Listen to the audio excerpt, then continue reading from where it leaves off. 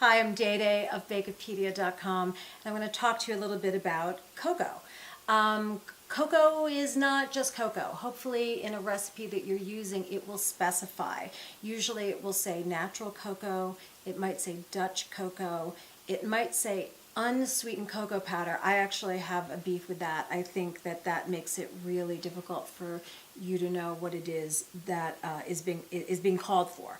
So let me go through it with you. Look at these three different cocos, radically different, right? I mean, right off the bat, you can see visually that we've got three different things here. So starting over here, this is what is referred to as natural cocoa. And if you're using a recipe and it just says cocoa powder or it says unsweetened cocoa powder, the natural cocoa powder is probably what you should reach for.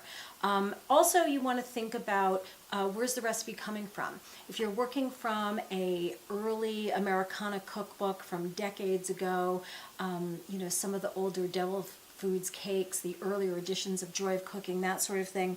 Natural cocoa is the only cocoa that was available at one point. So if it says cocoa, that's what they're talking about. It's lighter in color. It's got a really true cocoa flavor. Now, here in the middle, this is Dutch processed cocoa. The process was developed abroad. That's why it's called Dutch processed. And what has happened is they've taken cocoa powder and they've treated it with an alkali, which tempers the acidity. It darkens it, it changes the flavor profile a little bit. And so these two cocos have very different properties when it comes to acidity. Now, I just want to address the lumps for a moment.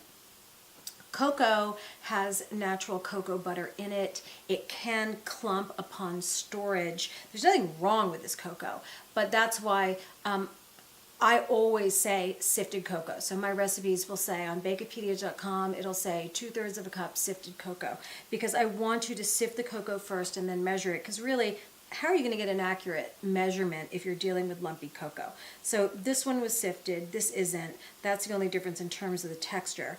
But let's get back to the difference here. So if you have a recipe that has baking soda in it, baking soda is added to recipes that have a lot of acidity, that maybe have buttermilk or something like that, or natural cocoa. When we have Dutch processed cocoa, a lot of times you'll see baking powder as leavener. Now over here, this is a specialty product, and maybe you haven't seen this cocoa before, but I'm hoping that this looks familiar. Does it remind you of something? I'm hoping it reminds you of Oreos or Hydrox cookies, depending on where you're from, which one is your favorite. That, you know how they have that very particular taste to them?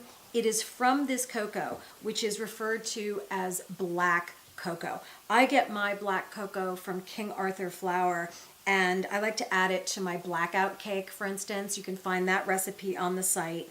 And you don't usually use it full strength. So in other words, if there is a half a cup of cocoa in a recipe, I'll use half black and then half of the other cocoa that's called for. But it will give you that dark color, that rich Oreo hydroxy cookie flavor that is so distinctive, and it's a very cool product. So all of these are shelf stable. Certainly these two, the natural cocoa, the Dutch processed cocoa, have them on your shelf. You'll be ready for any recipe that calls for cocoa. And then if you want to play and experiment, get some of the black cocoa too. Check out information like this and more at Bakepedia.com.